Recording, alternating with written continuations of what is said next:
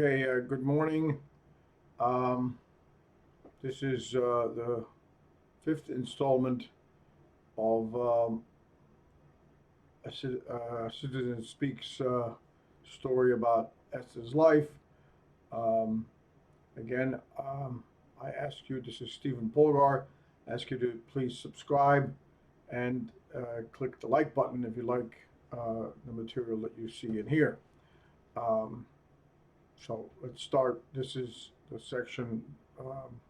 You'll see is sort of the high point of S's early life.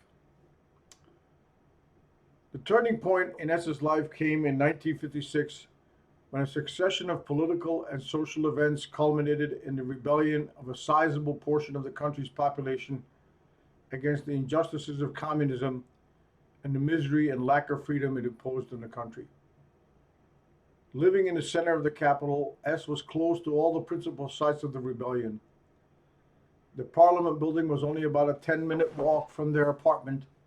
The central radio station was a short tram ride away, and even a scene of some of the fiercest battles on the west side of the city, at the Corvin Film Theater near the Killian military barracks of the city, were within a 20-minute tram ride away.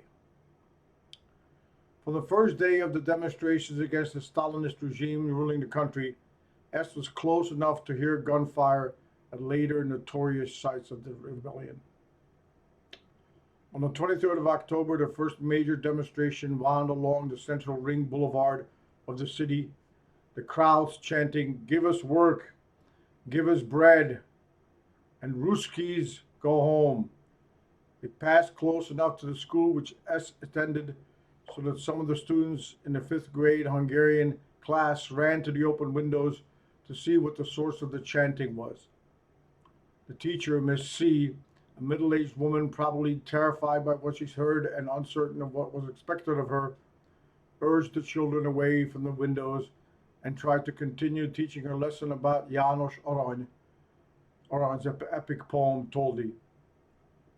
So many years later, S vividly recalled the sunny, warm fall afternoon, the sight of people streaming along Bartosilinski Avenue past St. Stephen's Basilica across from the school. The children heard the chanting, and the excitement they felt formed an emotional imprint in his memory, one that could still make him shudder. It was a boy's anticipation of unknowable possibilities ignited by those thousands surging through the streets of the city.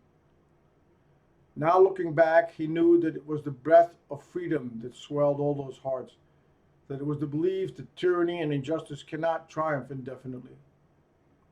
What he felt was the emotion surging in the hearts of his countrymen, giving them the courage to overcome their fears, to oppose the overwhelming might of powerful armies of secret policemen with machine guns aimed at them. It was an emotion unlike any other he ever felt again. It encompassed bravery and a willingness to abandon the most precious gift of life so that something that makes life worth living could be preserved. Never again could anyone define the meaning of freedom better for him, since never again was it formed into such an overwhelming feeling. No one who hasn't been denied freedom could ever understand this, since only those can understand who have felt that rush of elation that comes when they stood up to and challenged the power once seen as invincible. The gym class came after the Hungarian one, and the teacher was neither reticent nor afraid to speak his mind. He told the boys that they were living through some exceptional times and that people had decided to make the matter of their lives and rights into their own take the matter of their lives and rights into their own hands and refuse to be subjected to arbitrary rules established by ruthless dictators. S and his friends were astounded to hear such talk, having become used to careful, cowed submission and a socialist communist double talk that masked everything concerning public life that teachers addressed in school. Looking back on our brave gym teacher, S often wondered what became of him after the brutal suppression of the rebellion by Soviet tanks and the reimposition of the Stalinist dictatorship. Since he was in one of the afternoon classes that day, they were not released from school until after 5 in the evening. The last meeting was with their homeroom teacher for a kind of wrap up of the day. Lanky Mr. Sokolovsky was a taciturn, strict disciplinarian who had smacked him often for his thoughtless, childish impertinence and misbehavior in science class. But now he was a different, much kindlier man. He told the children to be careful in their ways home. Do not join any crowds or demonstrations. Just go home to your parents and stay safe. You're young and in danger on the streets. Those were the last words he heard from Mr. Sokolovsky or any of the teachers at the elementary school in St. Stephen's Square in his life. He headed down the dark streets and across the courtyards of houses that he usually traversed on his way home. When he reached October 6th Street, across from the playground in front of their apartment building, a large crowd of demonstrators was marching toward the Parliament building. He remembered the warning of his homeroom teacher and waited for the crowd to pass. He looked at the tightly packed rows of people and heard the noise of their talking and chanting and was scared by the thought of what his teacher had said about danger. The wise warning of the man had its effect, and he crossed the street after the crowd had passed. He went home and up to the 6th-floor apartment. He was by himself for a while since his sister Barbara had not come home yet. His mother called, anxious about her daughter, who had gone to a piano lesson not far from the National Museum, which was only a block away from the Budapest radio station. Luckily, S had no idea of how important that site was to become in a few hours, but because his mother was worried about his 8-year-old sister, he too was anxious. Luckily, his mother found someone to bring the little girl home, so that by dinner time, the family was together, except for his father, who had not returned yet from the Children's Pulmonary Hospital in the Buda Hills across the river. After bedtime for the children, he was at home too, though they didn't see him. Since S slept in the same room as Barbara, they could hear their parents talking in the adjacent room. Soon the relative silence of the big city was broken by the sounds of gunfire coming from the radio station. S and his sister could hear their mother crying and saying to their father, "They're killing people again." He did not understand at the time the terror that his mother felt. She had seen more death, destruction, and cruelty in her young life than many ever see. Years later, he learned from his father what he had experienced at the hospital on Sawachak Fremont. The doctors were assembled for a general staff meeting and spent many hours discussing the events of the day and how they were to proceed. As usual, there was a spectrum of different opinions and the positions taken. The circumspect doctors, who had survived so many twists and turns in recent years, tended to be more reticent.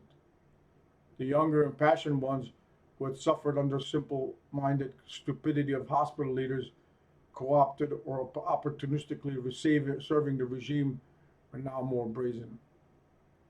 There were outspoken ones like Arpad G, who had never been cowed and had the nerve to make fun of the dangerous bald dictatorocracy in a mandatory May Day parade to which S went with his father. S's father was one of the less vocal participants. He kept his comments at the end of a conversation and tried to stick to facts and rational conclusions rather than opinions. He had learned that it was dangerous to speak without carefully weighing his words in whatever political circumstances he faced. On the first night of the revolution, S fell asleep hearing his mother's crying from the next room and the sounds of gunfire in the distance. The next day, a Wednesday, since schools had been closed, he stayed home and listened to the radio with his father. He didn't know that the struggles of the previous evening had not succeeded in wrenching control of the radio station from the Stalinists still dominating the government under leadership of Ernest Geller. This man, known for his role as a Soviet agent in the Spanish Civil War, has replaced Rakosi on the orders of the Moscow Communist Party Central Committee. They decided that Rakosi couldn't rule the country after the Soviet Communist Party's 23rd Congress, at which Khrushchev had exposed a carefully selected part of Stalin's ruthless crimes without disclosing his own role in the starvation of 6 million Ukrainians. The radio announced that Imre Nagy, the reformed communist, was now again the prime minister. In 1953, while Rakosi still ruled the Hungarian Communist Party, he became prime minister and had moderated many of the absurd decisions of the party, especially the ones which forced farmers into cooperatives. He had also ordered the release of the many thousands consigned to Hungarian concentration camps. As a result, he was seen by many of the intellectuals still adhering to the party as the one hope of achieving some peaceful change. As remembered July 4th, 1953, when he was at the Gellert Hotel swimming pool with his parents and sister, and the loudspeaker broadcast Imre Nagy's speech to the nation. Even at 7, he understood that something extraordinary was happening. His parents and the other adults listened in awed but excited silence. They couldn't believe what they heard.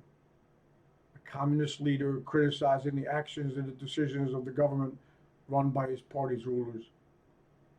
Nagy spoke of the excesses and injustices in guarded but no uncertain terms. The West was too young to understand the specifics. The man was saying on the radio he was old enough to perceive the amazed reactions of the adults around him. Now, without making the connections to the man he had heard years ago, he knew only that someone was speaking whom his father and others like him preferred to his predecessors. That morning, S saw the Soviet-Russian troops entering Budapest. As he and his father looked up Josef Attila Street, they could see the troop carriers and other military equipment rolling along Barchy-Zielinski Avenue. He didn't know then, nor understand until much later, after many years of reading about the events which had happened around him as a 10-year-old boy, that this memory of unfettered but at that point mundane power was a prelude to death and suffering for the people of his homeland. Then it was just one of the scenes that comprised his accelerated maturing into the world. He didn't understand that his childhood was dissipating and that the cruelties that had characterized his parents' experience of the past decades were now tearing apart his childhood's thin veneer of calm. Many years later, he learned about the incredible numbers of people whose lives were ruined and the ones who died victims of the brutal empire that rules such a wide swath of the world. His immediate experiences were enough to open his eyes to the destruction and death. After the first week, filled with the killings of unarmed demonstrators in Parliament Square and the brutal fighting at the radio and other parts of the city and the country, a lull in the struggle and a few days of peace made it possible for them to go out into the city. This is when he first saw the lime-covered dead body of a Russian soldier lying on the edge of a sidewalk. In another street not far from where he lived, he saw the newly dug cross-marked grave of a young man killed in the fighting. He met 2 of his schoolmates who came by to tell him about what they had seen. Not heeding the warnings of the teacher, they joined one of the demonstrations and witnessed some of the clashes. There were some reassuring experiences as well. When they went out one day for a walk on a nearby corner in front of a storefront with a broken display window, they saw and contributed to an open suitcase filled with money for the victims of fighting. People were talking with optimism, lacking the scared reserve that had characterized their public demeanor in the past years. S felt that same elation that had overtaken him in school the day the revolution began. Since he had spent so many years reading about the history of the revolution and talking to friends who had experienced the events as a young man, his childhood memories were enriched by sometimes conflicting details.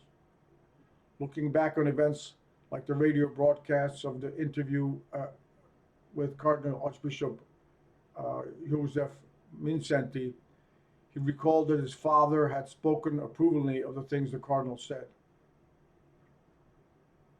His appearance was important since he had been sentenced to life in prison by the communist government in 1949 and had been released by rebel forces on October 31st. The communists had smeared the cardinal with false accusations of spying and fascist sympathies, although in 1944 the Arrow Cross had placed him under house arrest because he resisted their directives just as he later resisted those of the communists. These and many other political and military events are described at length in history books written since the 1956 revolution. As with any history, the only way to form a partial understanding of what happened is to read as many versions as possible and compare different perspectives. S experienced these events as a pre-teenager, and his vivid memories were always connected in some way to them. One afternoon, as his parents were in their room, his brother was in his crib and his sister was playing not far from S, who was reading. There was a sudden blast that shook the building. The children ran to their parents, who were just as upset by this noise. His father later learned that a cannon shell had hit one of the apartments, a floor down and only a few doors away from them. Luckily, no one in the apartment was hurt, although one room was destroyed. During the heaviest fighting, S and the family went down to the basement of the apartment, where all other tenants had sought shelter. They slept down there for a few nights in the cramped conditions familiar to the adults who had lived through the war. S managed to find things to occupy his curiosity. There was an older teenage boy who befriended one of the girls in the apartment building, and he let S spend time with them until, with the excuse that they were going to take an afternoon nap, they let him go on his way. S had an inkling that the nap was a pseudonym, but he was too young to understand what for.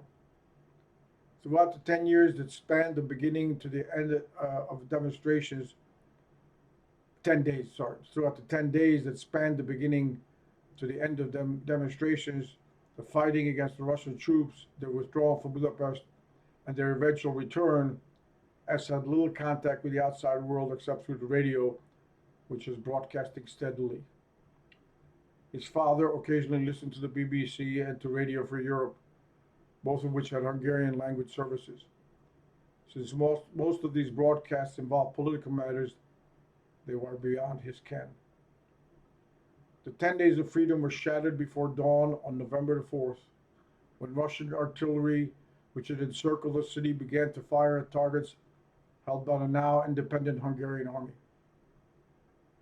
As their parents gathered up S and his siblings and what they needed in the cellar, they heard Prime Minister Imre Nagy's address to the Hungarian people and the world. This is Nagy Imre speaking, the chairman of the Council of Ministers of the People's Republic of Hungary. Today at dawn, Soviet troops attacked our capital with the obvious goal of overthrowing the legal, democratic Hungarian government. Our troops are fighting. The government is in its place. This is my message to the country's people and to the world public opinion. It is hard to characterize the feelings of the 10-year-old S as he heard those words over the crackling of the radio. Imre Nagy was speaking for the parliament building, where he and the government were now facing the awesome task of leading a country of 10 million people about to be reconquered by an overwhelming power. He understood that something terrible was happening and that they were in danger, but he couldn't imagine or understand the implications of what he, his family, and his fellow countrymen were facing. He went to the cellar with his family and prepared to spend the following days down there. He could not have known that this was also the end of his childhood, that this turn of events would change his life and lead to his family's abandoning their homeland. In the over 60 years that had passed since the suppression of Hungary's attempt to leave the Soviet Empire, many documents have been uncovered, and they provide harrowing details about the cruelties and the betrayals that surrounded the resubjugation of their country. People like the political leader Imre Nagy were tried under circumstances which are impossible to describe without censure. These pseudo-legal proceedings were parodies of trials, akin only to the Spanish Inquisition. The weeks following the November 4th dawn were filled with vague uncertainty for a boy, but on the surface they were just dull. He could go back to school, so after 2 days, when they were able to return to their sixth-floor apartment, he spent time either playing inside with his older sister or alone. They did not leave the building until the fierce fighting in parts of the city had subsided.